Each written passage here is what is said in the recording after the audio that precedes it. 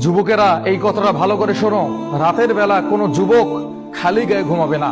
যখন কোনো যুবক রাতের বেলা খালি গায়ে ঘুমায় তখন তার কিন্তু বড় বড় দুটো ক্ষতি হয়। এই দুইটো ক্ষতি সম্পর্কে আপনি জানেন না, অথচ এই দুইটা ক্ষতি আপনার প্রতিনিয়ত হচ্ছে। এক নম্বরে, কোনো যুবক যখন খালি গায়ে ঘুমায় তখন তাকে বোবা জিন আসর করে। অনেক সময় আমরা দেখি আমাদের শরীরে কি যেন একটা ভর করেছে, আমাদের গলা টিপে ধরতেছে, কিন্তু আমরা এত চিল্লাচিল্লি করতেছি, এত নড়াচড়া করতেছি, কিন্তু তার সঙ্গে আমরা পারতেছি না, বা সে আমাদের কাছ থেকে চলে যাচ্ছে না।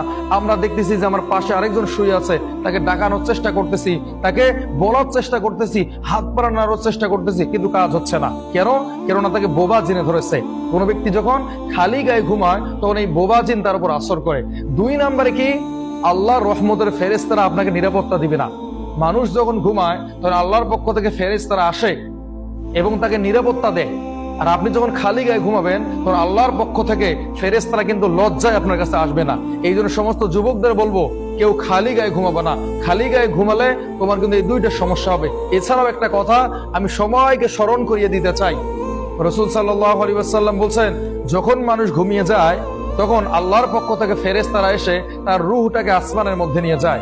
আবার যখন ফজর হয় আল্লাহর পক্ষ থেকে ফেরেশতারা এসে এই রূহটাকে আবারও তার শরীরের মধ্যে ফিট করে দেয়। এই জন্য সে ঘুম থেকে উঠতে পারে। তো ঘুমটা হচ্ছে অর্ধমৃত্যু। এই জন্য রাতের বেলা কেউ খালি গায়ে ঘুমাবেন না, না হলে কিন্তু এরকম বড় বড় সমস্যার সম্মুখীন আপনাকে হতে হবে।